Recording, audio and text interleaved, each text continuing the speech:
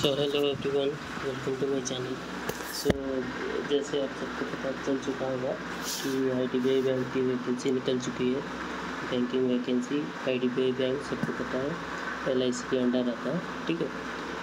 तो उसकी वैकेंसी निकली है एग्जीक्यूटिव्स और अपने PO की वैकेंसी, ठीक है। तो ज़्यादा से ज़्यादा जानने के लिए इस वीडियो को लास्ट तक देखिए, ठीक है। चलिए, तो एग्जीक्यूटिव की जो वैकेंसी निकली है वो कॉन्ट्रैक्ट पे निकली है, ठीक है, कॉन्ट्रैक्चुअल वैकेंसी। और जो PO की वैकेंसी निकली है वो आपको पहले एक PGDBA कोर्स करना पड़ेगा, ठीक है। वो होता है post graduate diploma in banking and finance, जो मणिपाल से होता है जनरली। वो जो प्राइवेट बैंक्स करते हैं एक सेट रिवर्स ही, ठीक है। तो आगे चलते हैं, चलिए। तो लास्ट डेट अप्लाई का है जून 17, आज हो चुका है जून आई गेस 10-11।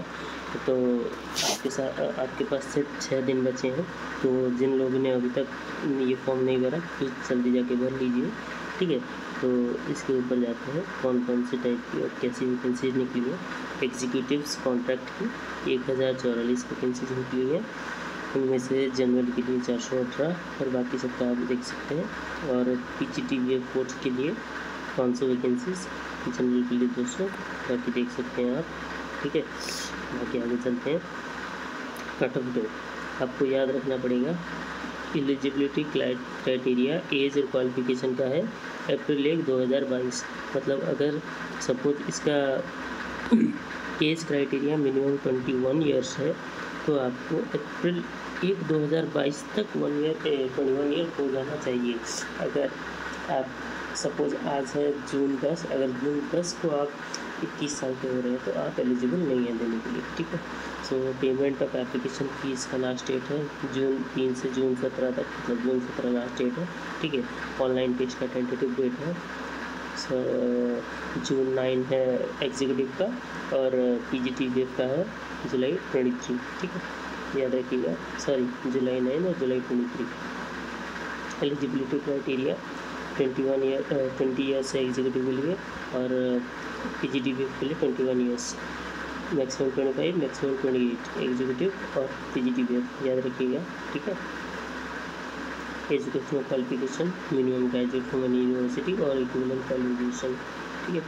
तो इसके बाद आता है एग्जीक्यूटिव कॉन्ट्रैक्ट के ऊपर क्या क्या हमें मिलता है। तो पहले ये कॉन्ट्रैक्ट होता है 1 साल का, उसके बाद उसको फर्दर 2 ईयर्स के लिए एक्सटेंड किया जाता है। अगर आप सारे क्राइटेरियाज क्लियर करते हो, सर्टिफिकेशन क्लियर करते हो, देन 3 साल के बाद आपको असिस्टेंट मैनेजर ग्रेड 1 जो कि PO लेवल का होता है, ठीक है, तो उसको प्रमोट किया जाता है, जिसकी सैलरी काफ़ी अच्छी होती है। तो पहले आ जाते हैं आपको कितने, मतलब ये 3 साल के अंदर कितना मिलेगा। पहला साल मिलेगा 29,000, दूसरा साल 31,000, तीसरा साल 34,000, ठीक है। काफ़ी अच्छा सैलरी है अगर देखा जाए, 30,000 के आसपास। उसके अलावा NPS अकाउंट पे भी कुछ सारे पैसे आएंगे, राइट। तो ये सब आप पढ़ लेना जिसको कुछ चाहिए।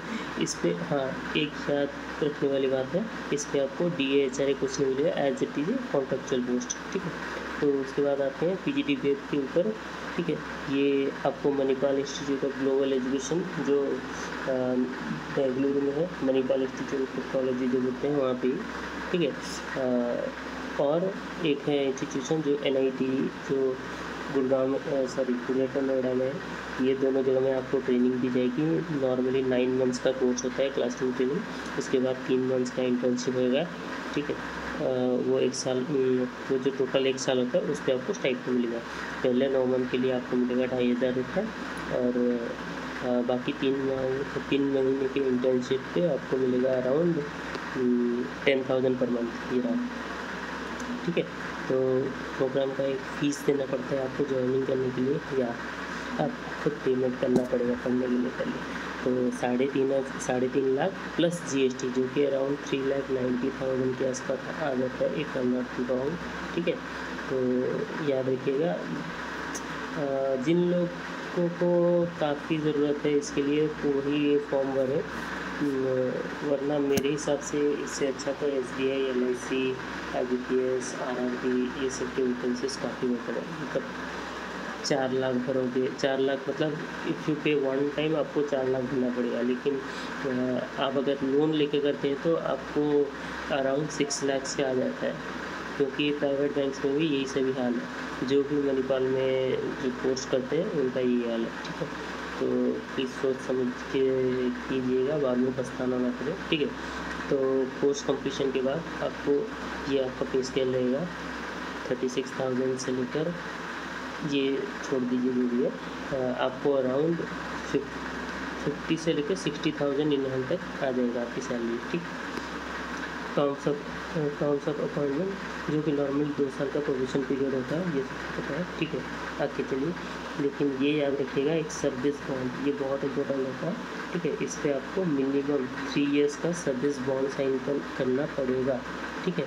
अगर आपने 3 साल पहले बैंक छोड़ दिया है तो आपको 2 लाख का पैसा भरना पड़ेगा, एक्सक्लूडिंग टैक्सेस, मतलब टैक्सेस के बाद अराउंड 2,40,000, नॉर्मली 36,000 40,000 पकड़ लीजिए, ठीक है।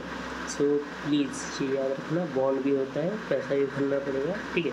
तो चलिए सिलेक्शन प्रोसेस के ऊपर आते हैं। एग्जीक्यूटिव के लिए आपको एक ऑनलाइन टेस्ट देना पड़ेगा, ठीक है। उसके बाद डॉक्यूमेंट वेरिफिकेशन, फिर प्री रिक्रूटमेंट मेडिकल टेस्ट, ये नॉर्मल होता है सारे एग्ज़ाम में। तो उसके बाद आता है PGT के लिए आपको वही same online test, document verification, इसमें एक आपको इंटरव्यू मिलेगा, इंटरव्यू देना पड़ेगा, ठीक है। तो चलिए एग्ज़ाम स्ट्रक्चर कैसा होता है, नॉर्मली जो बैंकिंग एग्जाम्स के लिए होता है वैसा ही रहेगा। Reasoning, data analysis and interpretation 60 question होंगे, 60 मार्क्स के लिए। English 40, aptitude 40, banking awareness 60, right. याद रह गया होगा, 200 मार्क्स है एग्ज़ाम में 2 घंटे के लिए, ठीक है। रॉन्ग आंसर्स के लिए 0.25 मार्क्स है, तो याद रखिएगा, काफ़ी एग्ज़ाम को डिफरेंस होता है।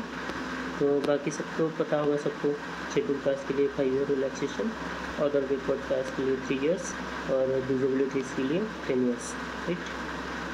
चलिए आगे चलते हैं। बाकी जिसको जो इम्पोर्टेंट लगे प्लीज़ पढ़ लीजिएगा वीडियो के थ्रू स्क्रोल करते टाइम, राइट। एजुकेशनल क्वालिफिकेशन तो मैंने बता दिया, ठीक है, ये पढ़ लीजिएगा। Candidate must possess valid marksheets and degree provisional certificate issued by under university showing he or she is a graduate on April 1, ठीक है। ये जो मैंने पहले बताया था, आपको ग्रेजुएट भी अगर दिखाना है तो April 1 तक हो जाना चाहिए, राइट। तो चलिए आगे चलते हैं। तो ये याद रखिएगा प्लीज़। इसके बाद कंप्यूटर लिटरेसी, आपका कोई कंप्यूटर लैंग्वेज का मतलब कंप्यूटर नॉलेज होना चाहिए। तो आप अगर इसके लिए आपके पास कोई सर्टिफिकेट हो तो वो काफ़ी अच्छा रहता है, ठीक है, प्रूफ दिखाने के लिए।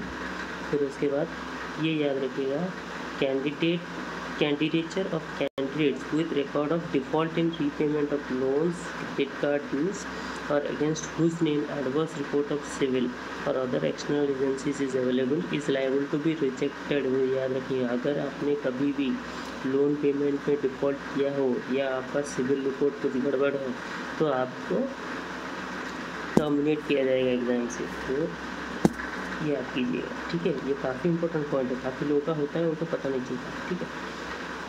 Candidature of candidates against whom the adverse report regarding character, antecedents, moral turpitude, ये छोड़ दीजिए, ये नॉर्मली वो क्राइम बैंक किया हुआ है उनके अगेंस्ट होता है, वरना कुछ नहीं, ठीक है। तो देखें how to apply. Application form available है June 13 से लेकर June 15 तक। बिफोर अप्लाइंग ये ईमेल ID, मोबाइल नंबर पास रख लेना, ये सब ठीक है।